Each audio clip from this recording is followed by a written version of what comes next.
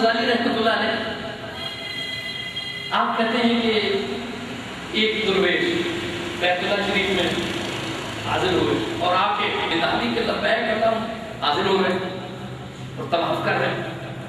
وہ دیکھتے ہیں کہ ایک اور شخص وہاں پہ حاضر ہوتا ہے اور اپنی حاضری لگواتا ہے لبیک اللہم لبیک. وہ باطن کے معاملات کو سننے والے ہیں, دیکھنے والے ہیں, وہ محسوس کر رہے ہیں کہ اندر سے ایک آواز آتی ہے لا لبیک, تیری تو کوئی حاضری نہیں, تیری کوئی گزارش نہیں, تیری کوئی درخواست نہیں. وہ دوسرا شخص پھر حاضری لگواتا ہے, پھر آواز آتی ہے لا لبیک. کچھ دیر تو وہ یہ دیکھتے رہے. پھر ان کے دل میں خیال آیا کہ اس بندے کو سمجھانا چاہیے, تلقین کرنی چاہیے. انہوں نے اسے روکا اور کہا وہ بھلے لوگ, تجھے بھی پتا ہے کہ تیرے ساتھ باطن میں کیا معاملہ ہے. اس نے کہا جی آپ مجھے کیا فرمائیں. کہنے لگے تیری تو حاضری قبول ہی نہیں ہے, تو جب بھی کہتا ہے لبیک باطن سے میں آواز سنتا ہوں لا لبیک, کوئی قبولیت نہیں ہے, کوئی منظوری نہیں. وہ کہنے لگا کہ میاں یہ کوئی نئی بات نہیں ہے, 40 سال ہو گئے ہیں, جب بھی میں آ کے حاضری لگواتا ہوں وہ بے نیاز کہتا ہے لا لبیک. یہ تو 40 سال سے ہو گیا. وہ بڑے حیران ہوئے, کہنے لگے 40 سال ہو گئے تم ابھی مایوس نہیں ہوئے, ابھی تم نے اس عمل کو ترک نہیں کیا اور آ رہے ہو حاضری لگا رہے ہو, 40 سال سے قبول نہیں ہو رہی, یہ کیا معاملہ ہے.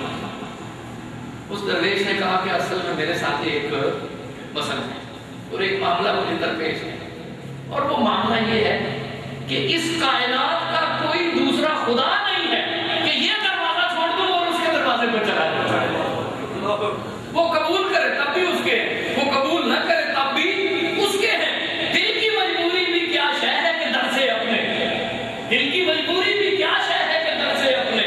اس نے 100 بار اٹھایا تو میں 100 بار.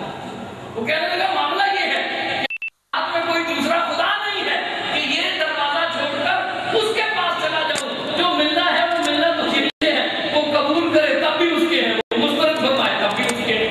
میں کہیں اور جا نہیں سکتا, میرے ساتھ تو یہ معاملہ درپیش ہے. غزالی کہتے ہیں جب اس درویش نے یہ بات کی تو آواز آئی کیا ہم نے تیری 40 سال کی حاضری کو قبول کیا.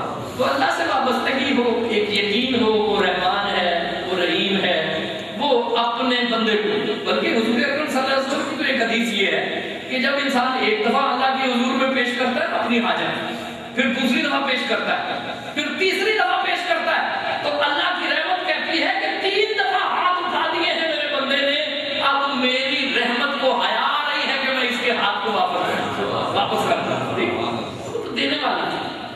اور پھر ایک بڑا اہم پہلو یہ کہ قرآن کی دعاؤں کو دیکھو. نبی کریم صلی اللہ علیہ وسلم کی حدیث مبارکہ کی جو دعائیں ہیں, قدم قدم پہ کوئی عمل ایسا نہیں ہے جس کی دعا حضور اکرم صلی اللہ علیہ وسلم کی سنت مبارکہ میں نہیں ہوئی. حضور اکرم صلی اللہ علیہ وسلم نے اپنی دعاؤں کو محض رسمی نہیں رکھا, بلکہ حضور اکرم صلی اللہ علیہ وسلم نے ان کے ذریعے سے تربیت کا ایک ماحول پیدا کیا. اگر حضور کی دعاؤں پہ انسان غور کرے نا تو وہ دعائیں صرف ایک رسمی دعائیں نہیں ہیں کہ ایک چیز چاہیے وہ اللہ سے مانگی. اللہ کی حمد کے کلمات ایسے ہیں اور جو دعاؤں کے کلمات ہیں وہ ایسے ہیں کہ جن سے مومن کی تربیت کا پورا ایک ماحول بنتا ہے. اب یہ دیکھیے کہ سب سے مشہور شاید وہ دعائیں جو ہم کرتے ہیں ان میں سب سے مشہور دعا ربنا آتنا فی الدنیا حسنۃ وفی الآخرۃ حسنۃ وقنا عذاب النار. اب یہ دیکھیے کیا ہے, مومن کی زندگی کو ادھورا نہیں چھوڑا گیا.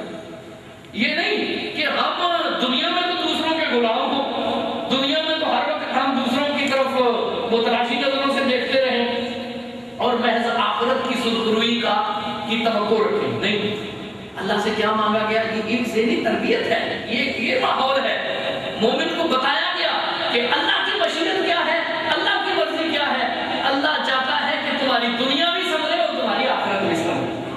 تو ہم جو صبح شام یہ مانگتے ہیں ربنا آتنا فی الدنیا, تو کیا ہم نے کبھی اپنے ارد گرد نظر بھی ڈالی, اپنی دنیا کو کوئی خوبصورت بنانے کی کوشش بھی کی, اپنی دنیا میں کوئی حسن لانے کی کوشش بھی کی, یا محض ہم رسمی طور پر چند الفاظ ہی پڑھتے ہیں, ان کی تعبیر چونکہ ہمارے اندر سے نہیں اٹھتی, ان کے معنی کا شعور ہم پیدا ہی نہیں کرتے.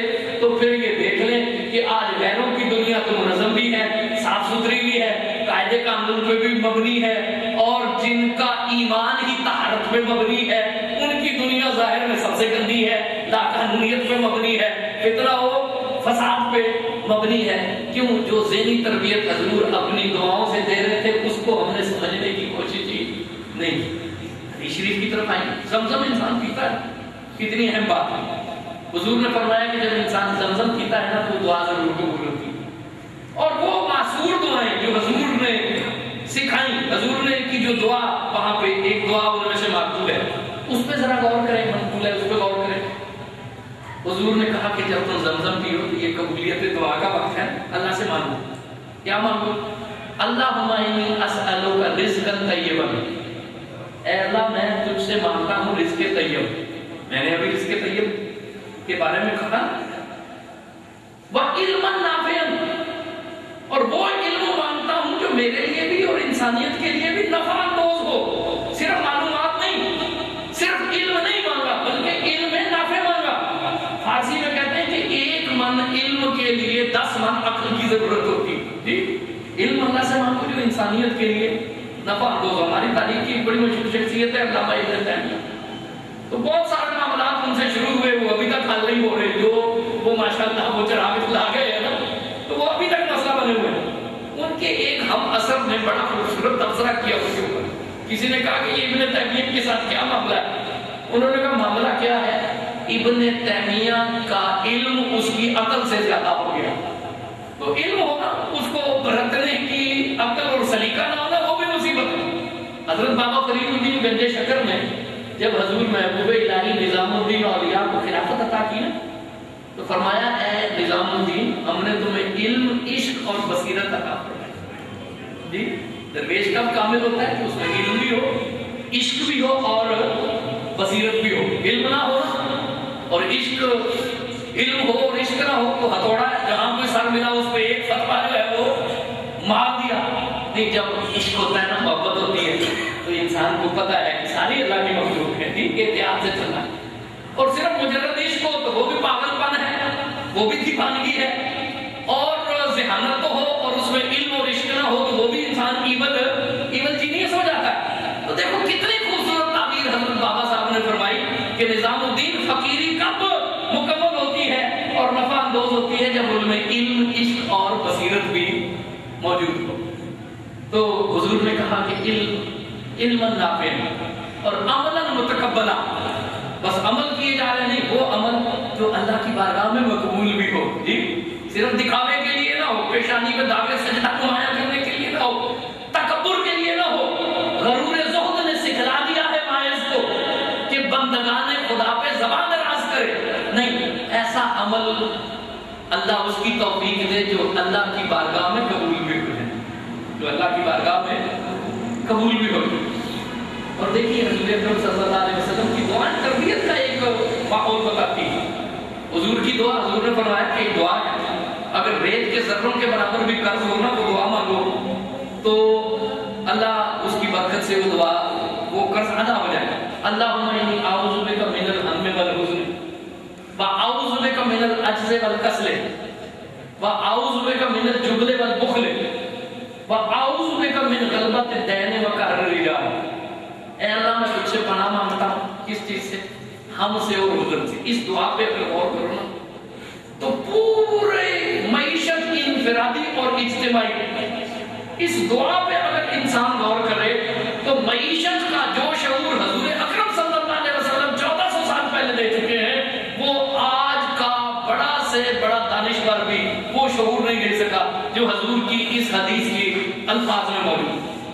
کیا کوئی بھی تم نے کام کرنا ہے تو اے اللہ ہم سے اور حزن سے مجھے پناہ دے۔